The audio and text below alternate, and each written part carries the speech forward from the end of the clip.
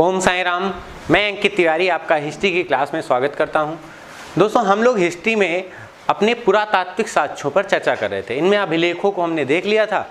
एक छोटा सा टॉपिक है जिसे सिक्कों के नाम से जानते हैं, कॉइन्स।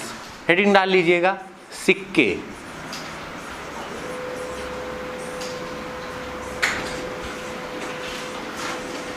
कॉइन्स क्या होते हैं सिक्के, और भारत में कैसे सिक्कों का प्रचार हुआ या कैसे इन सिक्कों को हमने पहली बार देखा, उसको हम समझेंगे। सिक्कों के अध्ययन को कई बार पेपर में पूछा गया है, क्या कहते हैं, तो न्यूमिस्मेटिक के नाम से जानते हैं। सिक्कों का अध्ययन, सिक्कों के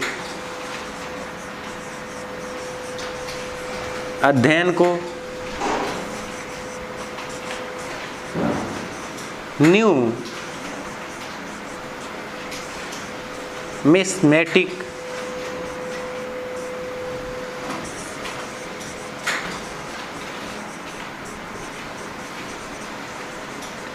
नाम से जानते हैं। भारत में जो प्राचीनतम सिक्के प्राप्त किए गए हैं, वो सिक्के प्राप्त हुए हैं हमें बुद्ध के समय के, यानी बौद्ध काल के। तो अगर प्रश्न आपसे पूछा जाता है भारत के प्राचीनतम सिक्के, भारत में प्राचीनतम सिक्के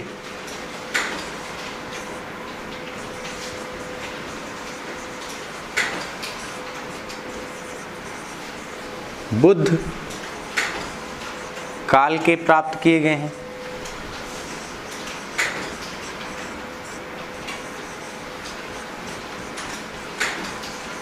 यानी इनसे प्राचीनतम सिक्के, बौद्ध काल से प्राचीनतम सिक्के भारत में कोई भी नहीं है। सबसे प्राचीनतम सिक्के बौद्ध यानी बुद्ध के समय के हैं। फिर इसके बाद में हमारे यहाँ सिक्कों को ठप्पा मारकर बनाया जाता था, जिस कारण इन्हें आहत सिक्के कहते थे। उसकी क्या कंडीशनें हैं उसको जरा देख लीजिएगा। चांदी व जो तांबा होता था, चांदी और तांबे से बने सिक्के वो कई नामों से जाने जाते थे। इन्हें ही कासारपड़,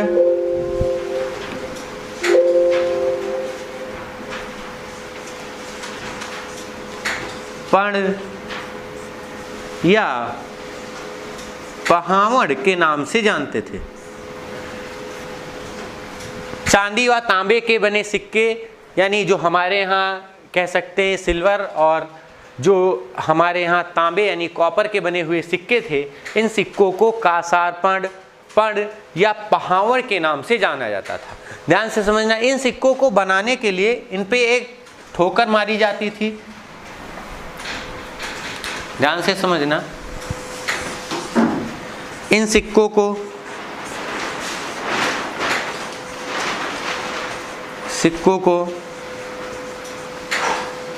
ठप्पा मारकर बनाया जाता था। ठप्पा मारकर। तो चांदी और तांबे से बने सिक्के जो होते थे उन्हें कासारपण, पण या पहावड़ के नाम से जानते थे। इन सिक्कों को ठप्पा मारकर बनाया जाता था। इन सिक्कों को ठप्पा मारकर बनाया जाता था,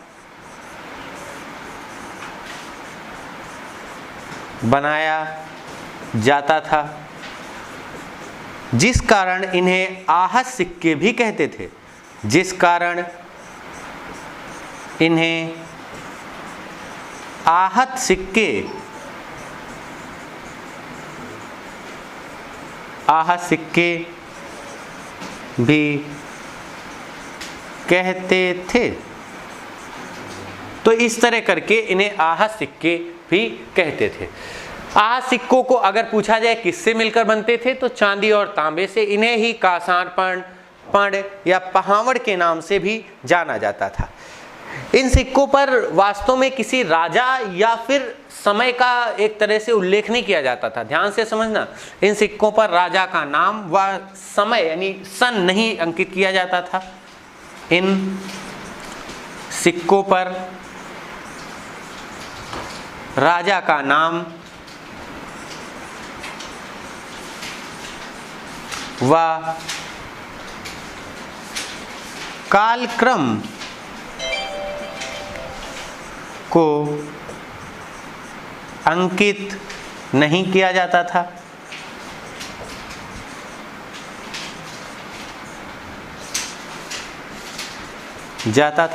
ये जो सिक्के थे ये ऐसे नॉर्मली बना दिए जाते थे, इन पे ठप्पा मारकर आहत सिक्के के रूप में बस इनकी पहचान थी। इन सिक्कों पर राजा का नाम व कालक्रम अंकन नहीं किया जाता था। भारत में जब सिकंदर का आक्रमण होता था, सिकंदर का जो आक्रमण है उसके बाद फिर भारत में जो सिक्के छपे हैं उनमें राजा के नाम व कालक्रम को अंकित किया गया। ऐसा सिकंदर करता था, उससे ये भी हमने भी सीखी। भारत में इस तरह करके सिक्के चलाए गए। इन सिक्कों में सबसे पहले जो सिक्के सोने के चलाए गए वो इंडो ग्रीक राजा मिलिंडर के सिक्के हैं। मैंने आपको मिलिंडर और नागसेन का संवाद भी बताया था। जो सबसे पहले भारत में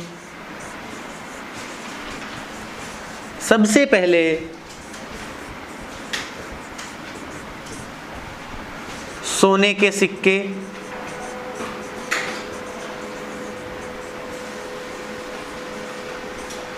इंडो ग्रीक राजा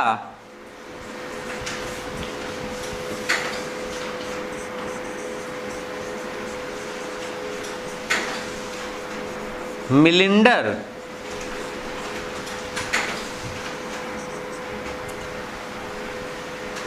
के द्वारा चलाए गए।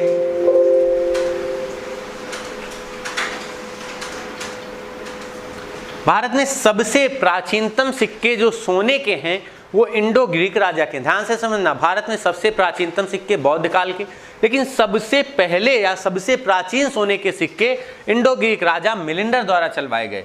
इसके बाद सोने के सिक्कों पर कई सारे प्रश्न आते हैं, उनको जरा एक बार देख लेंगे एक साथ।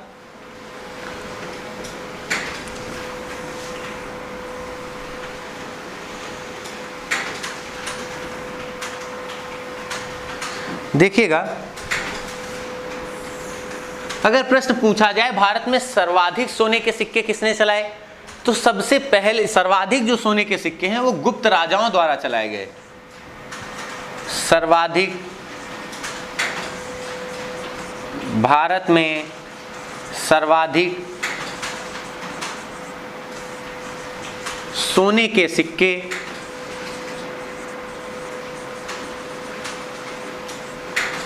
ये चलाए,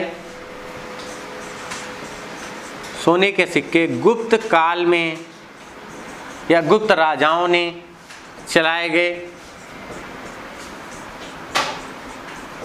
इसी कारण इतिहास में गुप्त काल को स्वर्ण युग के नाम से जानते हैं। ध्यान से समझना, इसी कारण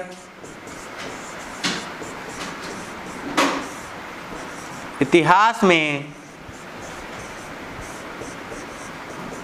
गुप्त काल को स्वर्ण युग के नाम से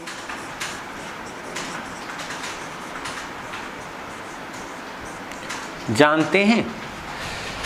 लेकिन सर्वाधिक सिक्के भले ही गुप्तों ने चलाए हों, लेकिन इनके सिक्कों में अशुद्धियां पाई गईं, जिस कारण पूछा जाता है कि भारत में सबसे शुद्ध सोने के सिक्के किसने चलाए।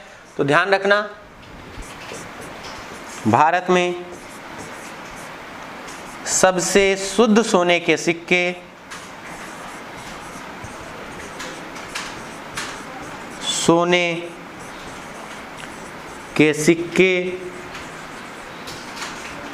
ये कुषाणों ने चलाए हैं।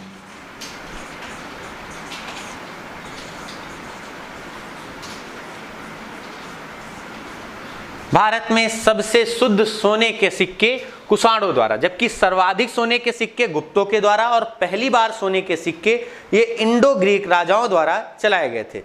इसके बाद सर्वाधिक तांबे के सिक्के अगर पूछा जाए किसने चलाए, तो ध्यान रखना भारत में सर्वाधिक तांबे के सिक्के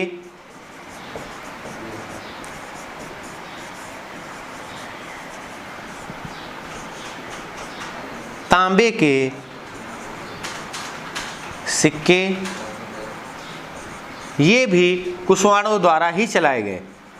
कुषाण कौन थे अभी हम बाद में देखेंगे, कुशवाड़ों द्वारा चलाए गए। तो इस तरह करके भारत में सिक्कों का इतिहास था। सिक्के दो प्रकार के आपको और देखने हैं। एक तो जो कोटीन से बने हुए सिक्के थे उन्हें किस नाम से जानते हैं, और इसके बाद कांच के बने हुए सिक्के। ध्यान से समझना, ये सिक्के जो कोटीन या कांच के बने होते थे या जो मिट्टी के बने सिक्के थे, ये सातवाहन राजाओं ने चालू किए। ध्यान रखना, सातवाहन राजाओं ने सीसे और कोटीन, ये एक प्रकार की मिट्टी होती है, विशेष प्रकार की मिट्टी है, कोटीन के सिक्के चलाए,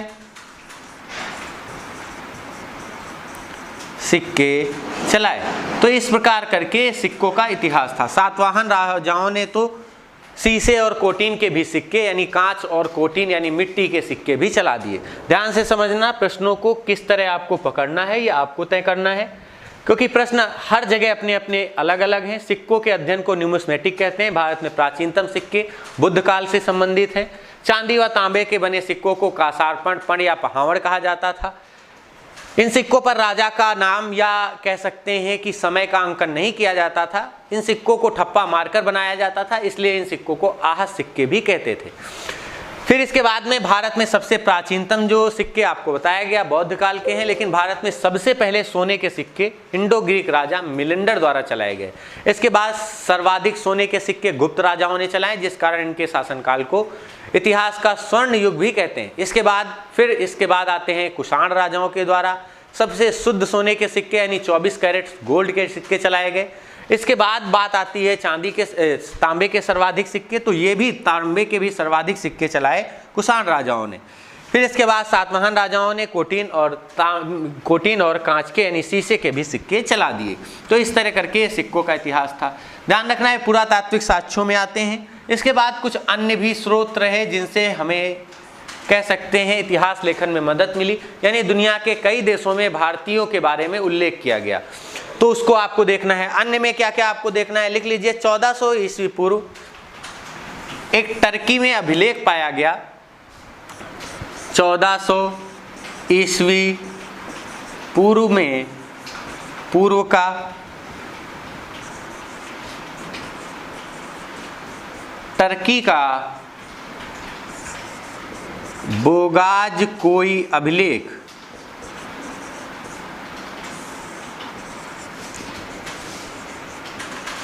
ये अभिलेख पाया गया है।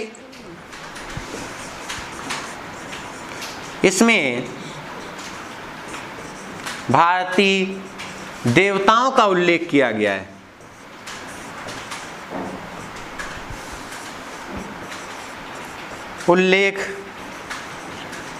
गया है।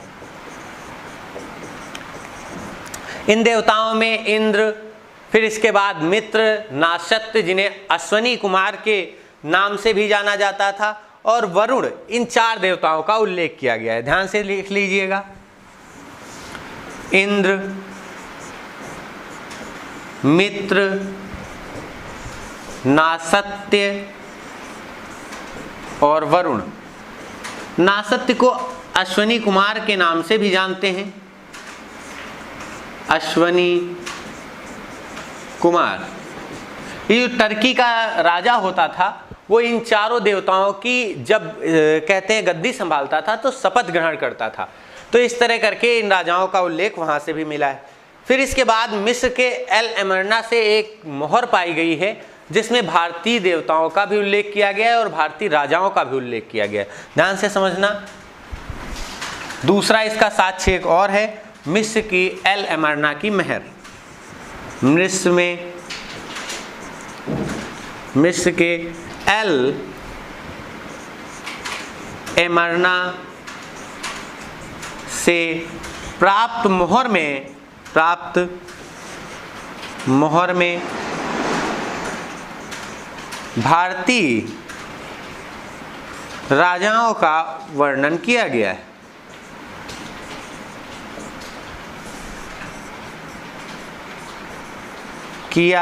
है। देखिए ये अभिलेखों का ही एक हिस्सा थे, लेकिन ये दुनिया के अन्य देशों में पाए गए, यानी पुरातात्विक साक्ष्य का ही एक हिस्सा थे। पहला क्या था, 1400 ईस्वी पूर्व में टर्की का एक बोगाज को अभिलेख प्राप्त किया गया है, जिसमें भारतीय देवताओं का वर्णन किया गया है। इनमें 4 इंद्र, मित्र, नासत्य और जो वरुण थे, इनका उल्लेख किया गया है।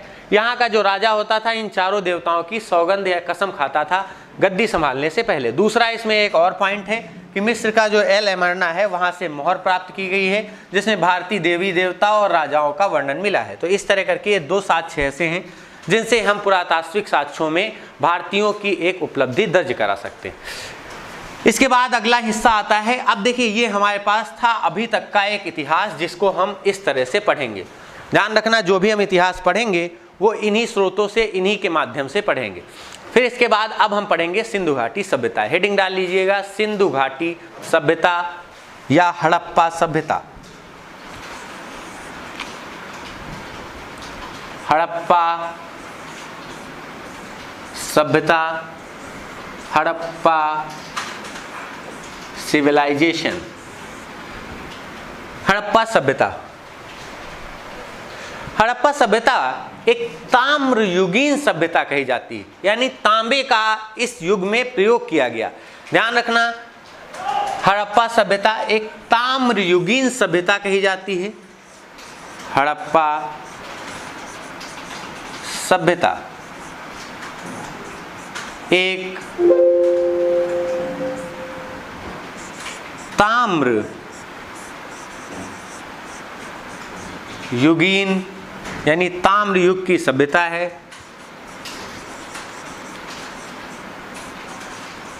ध्यान से समझना, यानी अगर कभी भी कोई पूछे कि हड़प्पा सभ्यता में सर्वाधिक मात्रा में किस धातु का प्रयोग किया गया, तो तांबे का। ध्यान रखना, सर्वाधिक प्रयोग किया गया तांबे का। इसके बाद में कांसा जो था, उसका इसमें पहली बार प्रयोग किया गया। ध्यान से समझना,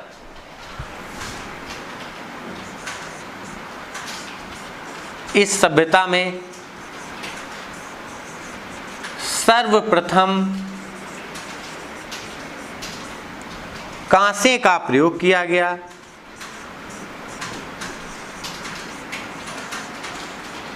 प्रयोग किया गया।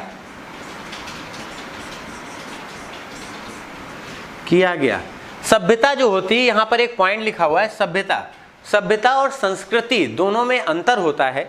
संस्कृति और सभ्यता में मैंने आपको बताया कि अंतर होता है। सभ्यता जहां एक कह सकते हैं स्थायी होती है, भौतिक अवस्था को दिखाती है। सभ्यता के अंतर्गत भवन, इसके बाद पुल, सड़क, ये सभी चीजें आती हैं। जबकि संस्कृति स्थूल होती है, यानी इसे आप सूक्ष्म भी कह सकते हैं, इसको महसूस किया जा सकता है, इसे छुआ नहीं जा सकता। जबकि सभ्यता को आप छू सकते हैं, इसमें भौतिक पहलू को रखा गया है, उसमें स्थूल पहलू को रखा गया है, उसमें सांस्कृतिक पहलू को रखा गया है। संस्कृति वो होती है जो हमारे कल्चर को दिखाती है, जो हमारी वेशभूषा को, हमारे आचार विचार को, इन सब चीज़ों को दिखाती है। तो ध्यान रखना, दोनों में अंतर होता है। सभ्यता हम पढ़ रहे हैं, हम सब हड़प्पा सभ्यता को पढ़ रहे हैं। हड़प्पा सभ्यता यानी इसको सर्वप्रथम इस सभ्यता में कांसे का प्रयोग किया गया। ताम्रयुगीन यानी सबसे ज़्यादा तांबे का इसमें प्रयोग किया गया। हड़प्पा सभ्यता की शुरुआत तब होती है जब 1826 ईस्वी में चार्ल्स मैसन नाम के एक अंग्रेज को एक यहाँ से मोहर प्राप्त होती है। ध्यान रखना, 1826 ईस्वी में सर्वप्रथम चार्ल्स मैसन ने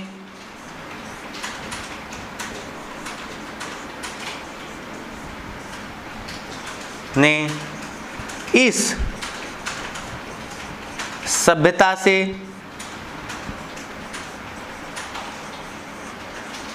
जुड़ी मोहर प्राप्त की।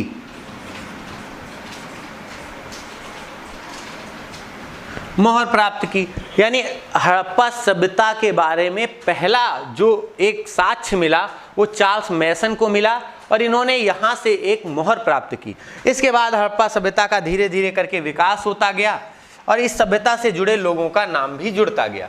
1826 के बाद 1850 से 70 के मध्य फिर हड़प्पा सभ्यता से जुड़े एक व्यक्तित्व रहे कनिंघम, जिनको भारत में ASI बनाया गया, आर्कियोलॉजिकल सर्वे ऑफ इंडिया। ध्यान रखना 1850 से 70 के मध्य कनिंघम को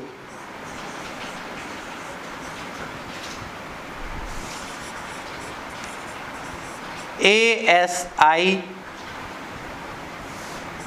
का अध्यक्ष बनाया गया।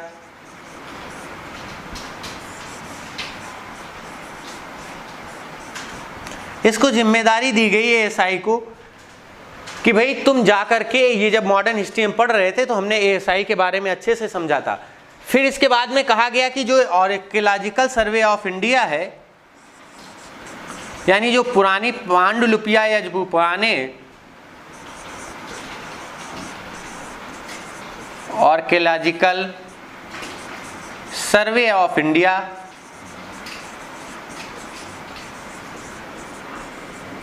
ये जो है इसके अध्यक्ष के तौर पर कनिंघम को भारत बुलाया गया और इन्होंने इस बीच भारत में इस क्षेत्र की हड़प्पा सभ्यता के जो क्षेत्र हैं कुछ क्षेत्रों की खुदाई कराई, लेकिन इनको भी कोई खास चीज़ें मिली नहीं। कुछ विशेष प्रकार की इनको ईंटें मिली, यानी ईंटों का एक कह सकते हैं चट्टा टाइप का या कह सकते हैं ढेर टाइप का मिला, लेकिन इन्होंने भी इस क्षेत्र पर ज़्यादा ध्यान नहीं दिया गया। लेकिन हाँ, ये जरूर था कि इस बीच इन्होंने बहुत सारे काम किए इस क्षेत्र के लिए, यानी इन्होंने एक रास्ता बना दिया जिससे हड़प्पा सभ्यता आगे चलकर सूझबूझ से खोदी गई या खोजी गई।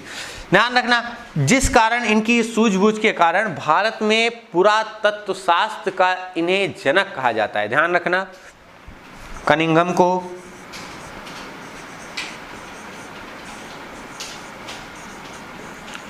भारत में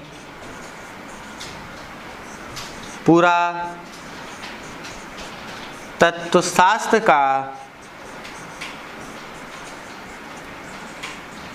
जनक कहा जाता है। पुरातत्वशास्त्र का जनक कहा जाता है। ये एक अंग्रेज थे जिस कारण इनको इतना कह सकते हैं महत्व नहीं मिला। इसमें अगर पूछा जाए कि वो कौन सा भारतीय है जिसे पुरातत्वशास्त्र का जनक कहा जाता है, तो HD सांकलिया जो हैं भारतीयों में, उन्हें यह श्रेय दिया गया है। HD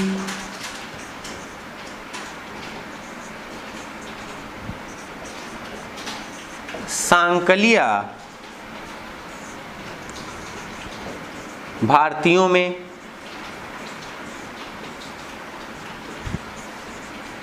यह श्रेय HD सांकलिया को दिया गया है। अगर प्रश्न पूछे कि बताओ वो कौन सा भारतीय है जिसे पुरातत्व शास्त्र का जनक कहा जाता है, तो HD सांकलिया। प्रश्न दोनों अलग हैं। अगर पूछा जाए भारत का पुरातत्व शास्त्र का जनक किसे कहा जाता है, तो ध्यान रखना वो कनिंघम है, इसके अलावा कोई सही नहीं होगा। फिर इसके बाद में कनिंघम तक बात पूरी हो गई। इसके बाद वर्ष आता है 1902 का।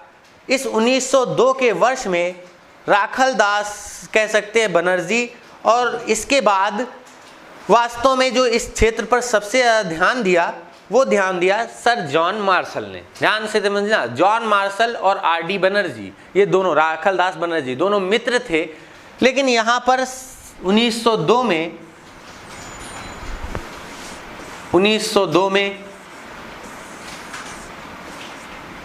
सर जॉन मार्शल ये भी भारत में ASI के अध्यक्ष रहे। इस बीच में 1902 में जब ये भारत आए तो उन्होंने, यानी इस सर जॉन मार्शल ने इस क्षेत्र की खुदाई कराई, ने हड़प्पा क्षेत्र की खुदाई कराई, लेकिन इन्हें भी कुछ खास मिला नहीं। इन्हें भी ईंटों की नालियां ये सब मिली, लेकिन कुछ खास विशेष इनको भी उपलब्धि नहीं मिली। यानी कोई दावा ये नहीं कर पाए कि यहाँ पर कोई सभ्यता थी या नहीं थी। तो 1902 के बाद फिर बात आती है 1921 में, जब भारतीयों ने इस क्षेत्र पर ध्यान दिया। अब भारतीयों को पता चल गया कि वास्तव में यहाँ कोई ना कोई तो सभ्यता रही है, क्योंकि अब अंग्रेज सही सही हमें बता नहीं रहे हैं, और अंग्रेजों का हम पर एक तरह से 1902 आते आते अंग्रेज जो थे इन पर हमारा विश्वास भी कम होने लगा। अब हमने सोचा कि हम खुद ही क्यों ना इस क्षेत्र पर खुदाई कराएं। तो इस क्षेत्र पर खुदाई कराने के लिए दयाराम साहनी और माधव स्वरूप वत्स के नेतृत्व में एक टीम तैयार हुई। वर्ष था 1921 का। इस बीच में दयाराम साहनी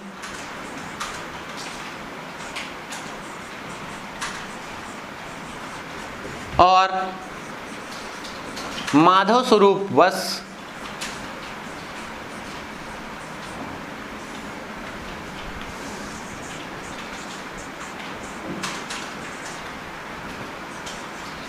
हड़प्पा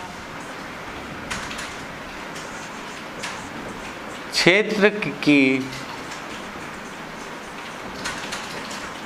खुदाई कराई। इन्होंने जब इस क्षेत्र की खुदाई कराई तो इन्हें सारे साक्ष्य एकदम स्पष्ट दिखते नजर आए।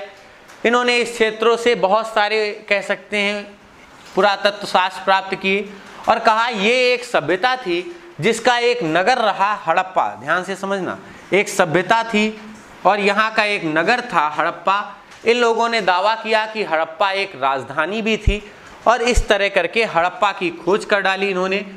ध्यान रखना, हड़प्पा की खोज पूछा जाए किसने की, तो खोज तो दयाराम साहनी और माधव स्वरूप वत्स के नेतृत्व में ही की गई।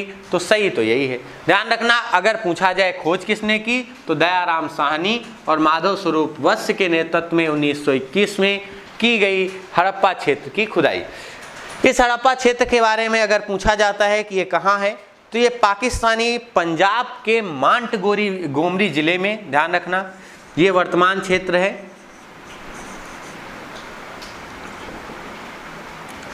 पाकिस्तानी पंजाब,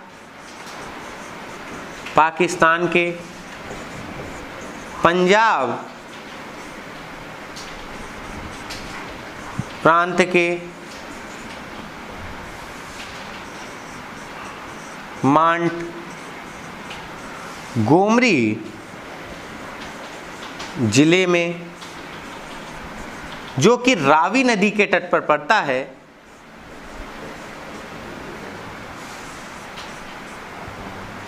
यहां पर पड़ता है। इस हड़प्पा क्षेत्र की वर्तमान लोकेशन है पाकिस्तानी पंजाब प्रांत के मांट गोमरी जिले में। वर्तमान में ये हड़प्पा सभ्यता जो है वो स्थित है।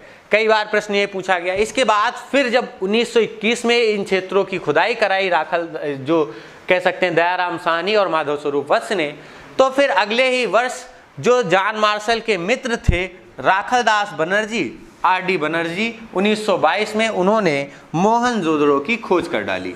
1922 में मोहनजोदड़ो की खोज हुई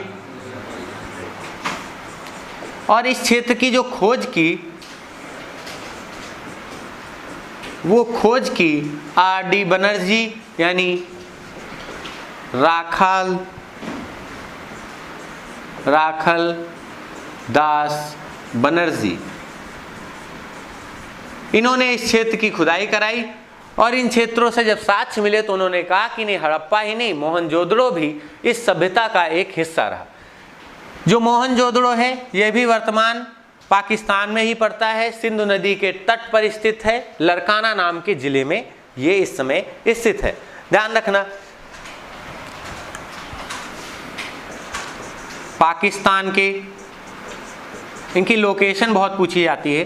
पाकिस्तान के सिंध प्रांत है, जो सिंध प्रांत के लरकाना जिले में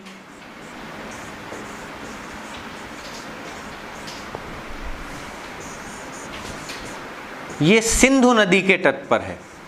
सिंधु नदी के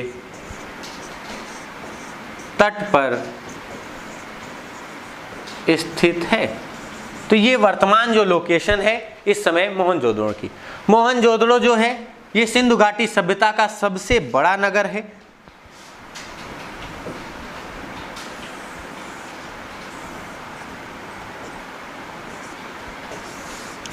सिंधु घाटी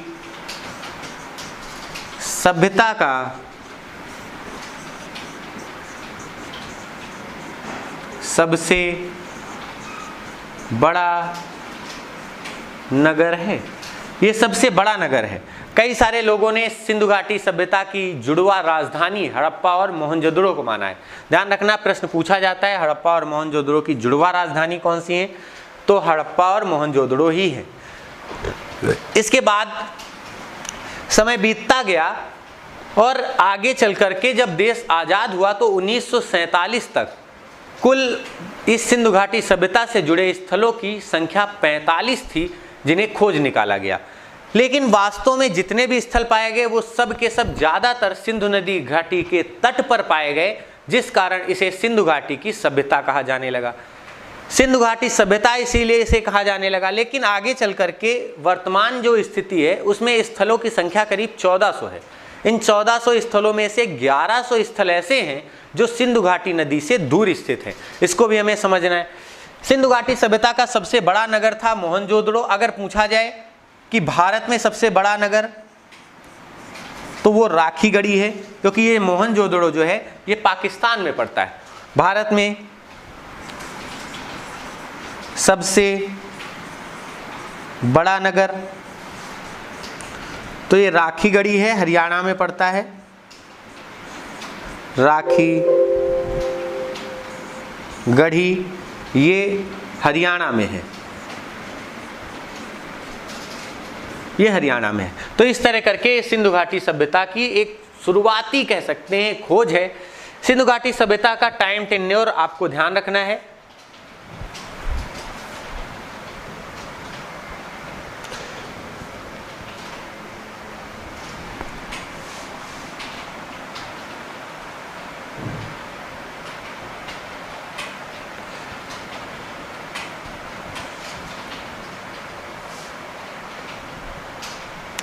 सिंधु घाटी सभ्यता का समय जो है, मैंने आपको पहले भी इतिहास पढ़ाते वक्त बताया था कि 2250 से लेकर के 1750 के मध्य का जो समय है वो सिंधु घाटी सभ्यता के लिए आरक्षित है।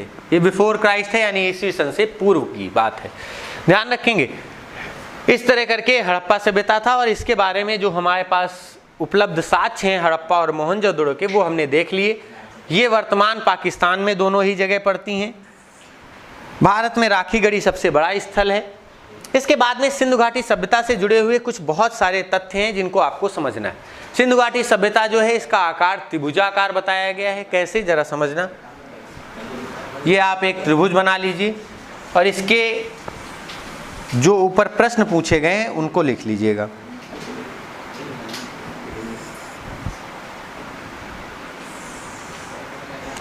इसका आकार अपने आप में त्रिभुजाकार है, ध्यान रखना, लिख लीजिएगा। क्यों इसे सिंधु घाटी कहते हैं समझ में आ गया होगा। सिंधु कहेंगे। अगर पूछा जाए इसका सबसे उत्तरी भाग है, तो उत्तरी जो सबसे उत्तरी भाग है, सबसे उत्तरी भाग, सबसे उत्तरी भाग में ध्यान रखना ये जम्मू कश्मीर में पड़ता है। जम्मू कश्मीर में पाया गया एक स्थल है, जम्मू एंड कश्मीर में। ये स्थल जो है ये मांडा है, ध्यान रखना, ये जम्मू कश्मीर में पड़ता है। और ये जो मांडा है ये चिनाब नदी के तट पर पड़ता है। ध्यान रखना, ये सिंधु घाटी नदी नहीं है, ये चिनाब नदी है, चिनाब के तट पर पड़ता है। इसके बाद जो इसका सबसे कह सकते हैं उत्तरी भाग था, इसके बाद इसका सबसे जो दक्षिणी छोर है, जो इसका सबसे दक्षिणी भाग है वो है महाराष्ट्र में।